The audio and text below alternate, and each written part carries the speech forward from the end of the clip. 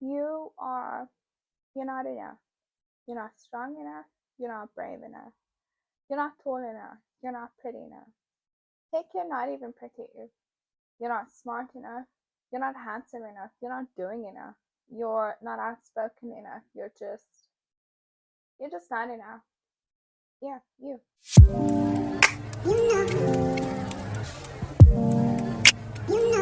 Hi everyone, welcome back to episode 3 of Unveiling Yourself.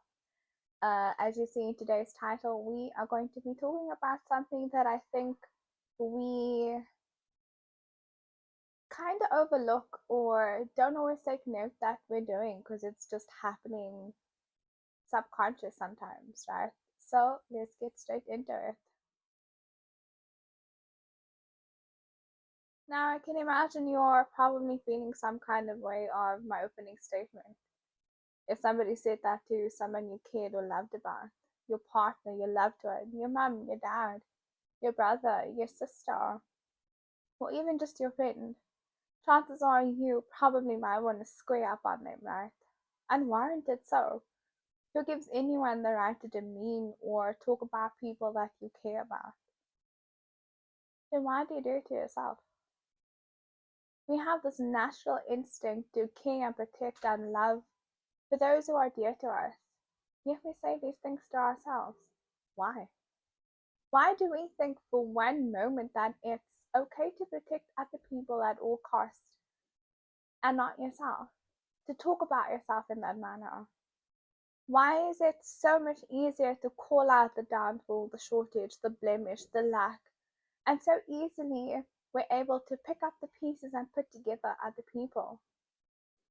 We have to change this idea that it's selfish to care and protect yourself. So what? Be selfish, care about yourself, love yourself, protect yourself, your peace.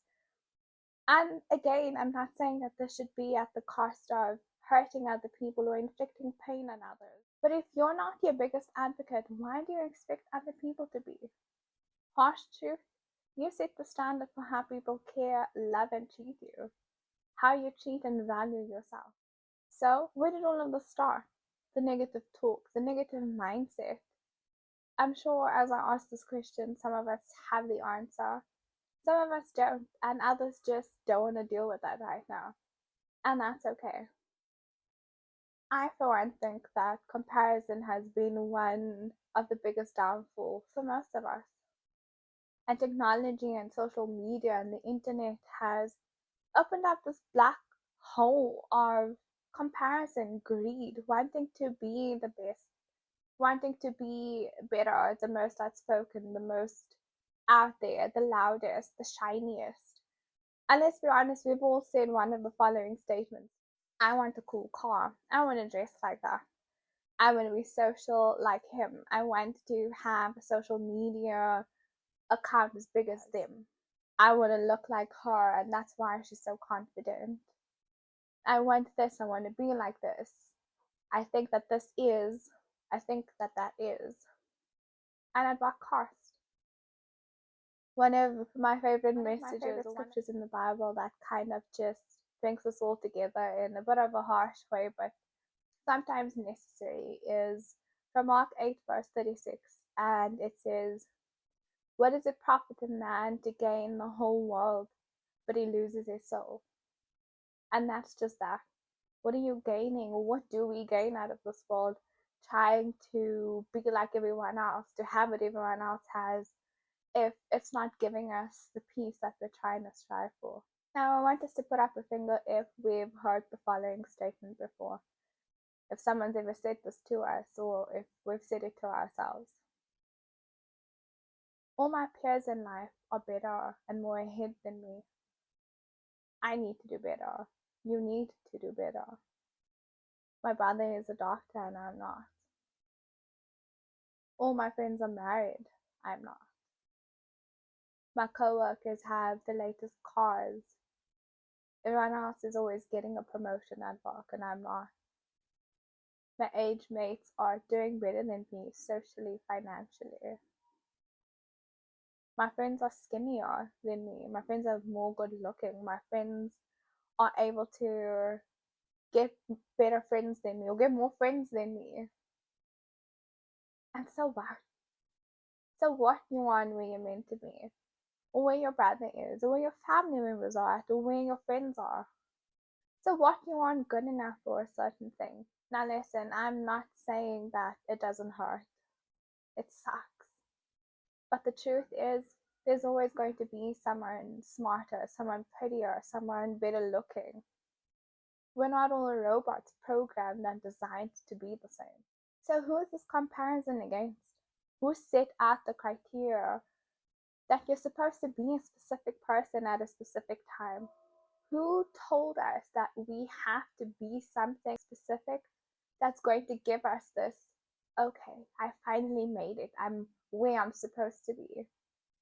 And a really wise man once preached a sermon about stay in your lane. And that's just it. Stay in your lane. If you want to be better, if you want to be skinnier, if you want a better car, if you want to be a better version of yourself, you have to put in the work. Reality is things aren't going to come easy.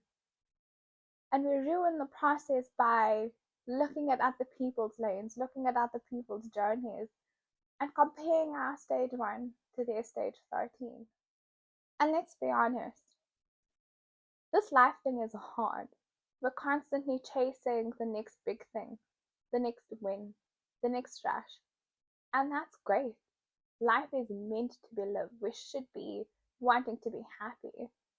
But what about your peace? Do you even like what you're doing? Why are you doing it? Do you even want to be skinnier? Do you want bigger muscles? Do you want to be this big fame star? And let's be honest, half the time we don't. It just looks good on paper. Now think about it. Many of us have wanted the latest phone or the latest laptop for the longest time. You get it? And 2 days later, it's just another thing that you own. How many times have we prayed for something, really prayed for something, begged, pleaded to get it? You get it? And you almost realize, I didn't even want this to begin with. I just wanted it because everyone else wanted it. What if I told you that the way people treat you is a reflection of how they see you? And the way you let people treat you is a reflection of how you see yourself. And so it's never about the thing it's never about getting the approval stamp of other people or getting verified by people. But it's about understanding that if you are your biggest advocate and if you have a standard set for yourself, you won't accept anything less than from other people, including yourself. You would understand that everything that I'm going through in life is part of my journey. Yes, there are times that it sucks and there are times that you wish, or there are times that you question, why is this happening to you? And that's okay, but that should never take away from who you are and the way that you see yourself. Now, I know that we've also heard the famous saying, you are what you eat. And that's true. But you also are what you think. Everything that you think about, you become. Thoughts lead to actions. Actions lead to behavior. And behavior essentially becomes this lifestyle that you have. It determines who you are in life, your destiny. And so everything begins in your mind. If you can control your mind and your thoughts, and everything that you tell yourself, the standard that you set for yourself, and understanding the fact that we are all on this journey called life. And yes, we are running this race or we're going on this marathon. We are all in our own lanes. We are all taking it at a different pace and experiencing and going through it all differently. And only then can we understand the fact that if I can control what's happening in my mind, I can determine my life. Okay, so I have 2 eggs. One's a rotten egg, one isn't. Okay, tell me which one's which. Chances are you can't, right? And that's just how we are in life. We have the ability to blend in together and nobody would notice anything. And that's up until we get tested, we get cracked open and see what's really on the inside. Now, the truth is, the moment we crack up the rotten egg, we immediately get the smell something's off. It's going to be a really pungent smell that absolutely nothing you do to it is going to change it. There'll be no need to further investigate which one's the rotten egg. It's going to ruin everything. The batter you put it in, the food that you put it in. Chances are it might just ruin your appetite. Now again, I have two eggs. One is a free range egg and the other one's an organic egg. Can you tell which is which? Now, unless I tell you or show you the packaging, chances are you're probably not gonna know, right? Now, correct me if I'm wrong, but if I crack open both these eggs, they're both gonna have a yolk and an egg white. You can cook it, you can fry it, you can scramble it, you can poach it, you can put it in a batter. They're both gonna give you the same results. Now, let's be real. Half the time, we don't always just eat one egg, right? So, what does this mean? The art of comparison has the ability to steal opportunity from you, what you're meant to do. And the truth is, we're gonna get tested. You're gonna get fried and scrambled, and that's just life. But the truth is, you have to be firm and believe in who you are. You have to have confidence and surety in yourself that this journey that I'm on might not be where I'm at right now. It might not be where you want to be right now. But you know that I'm going somewhere and I'm pushing towards getting to where I want to be. And in that way, you remain a solid egg. However, trying to fit in and be like others, wanting to have what others have, is only going to get us going on a surface level. Never compare what you're doing or minimize where you're at. Never see yourself as insignificant and think that you're doing less than others because of where others are at in life. Don't overlook your stance in your own life. And the opposite end of the coin is true. We can both be eggs, and one had better conditions, one is shinier, more successful, one had a better upbringing, one's prettier, one's better looking, one is better spoken. But that doesn't mean that there aren't opportunities and spaces for us both to shine. Right, enough about the eggs. Kind of made me a little hungry just thinking about it.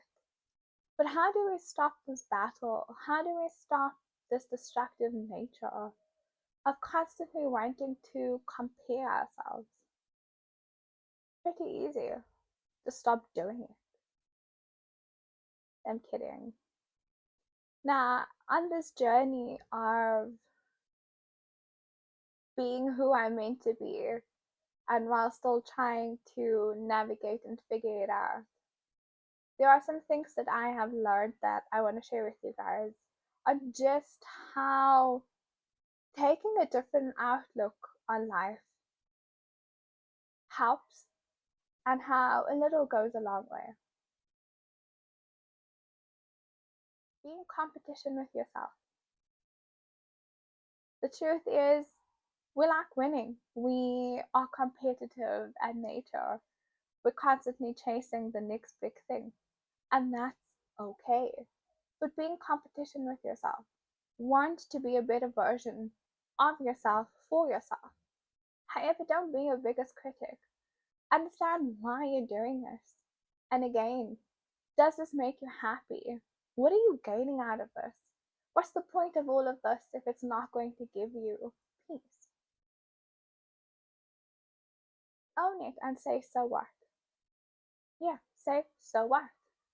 If it's not what you want to be, if you don't want to be a socialite, if you don't want to be skinny, if you don't want to have the big muscles, and the opposite is true. If you want to do better, if you want to look bulkier or be prettier and healthier, do it and say, so what? Understand that where you are in your life right now is a process, it's a journey. and I know where I want to be, and it's going to take time. And so tell that to yourself. So what? I know where I'm trying to be, and yes, that's not where I am right now, but I'm going to get there. And the famous Albert Einstein said, insanity is doing something the same. And the famous Albert Einstein said, insanity is doing the same thing over and over again and expecting a different result. And remember, doing nothing is also doing something. Instead of comparing yourself, aspire and put in the work. Set goals for yourself, no matter how small. I want to be skinnier. I want to be healthier. I want to have that car. I want to have that promotion. So I know what I have to do. Now, the chances are on social media, the internet, there are many people that we want to be like, that we look up to, that we aspire to be, and that's okay. But we also have to be understanding and mindful that chances are these people didn't wake up and be who they were or be who they are. They had to put in the work, and so do you. Change the way you speak to and about yourself.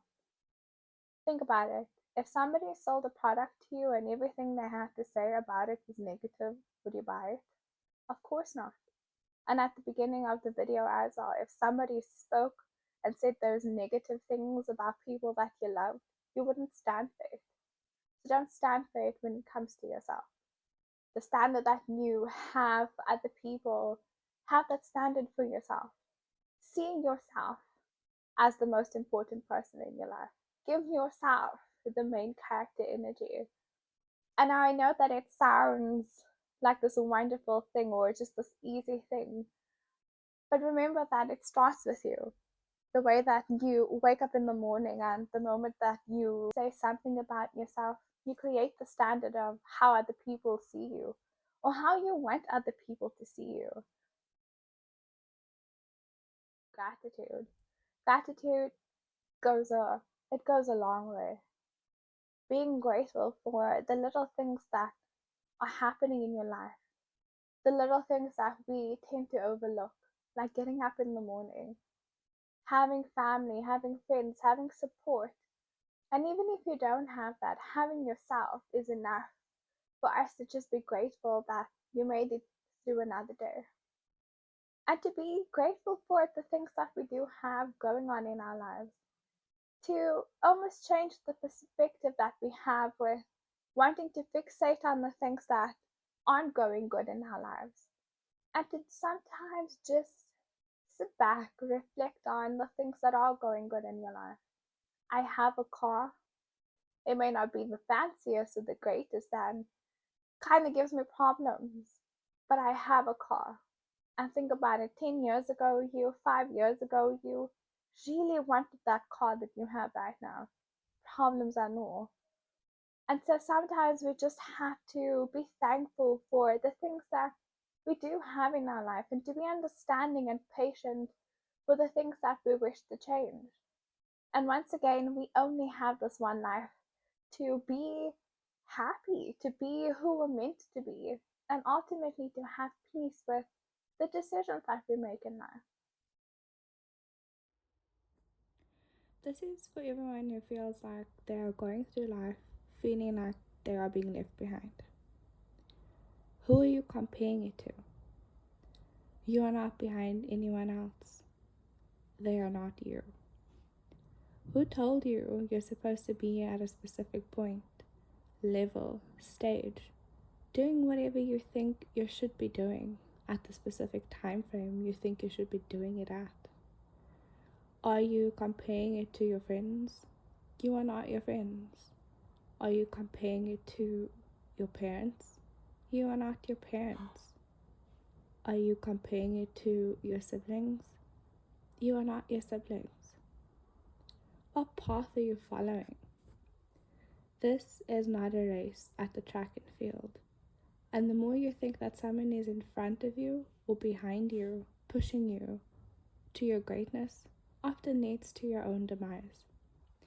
So instead, remember, you are running your own race on your own path. No one is in front or ahead of you, except for an older version of who you were and a future version of who you wish to become. So stop comparing yourself to others in this life. You can use what they did as motivation, but only that. Remember, you are running your own race at your own time and at your own pace. You are doing amazing.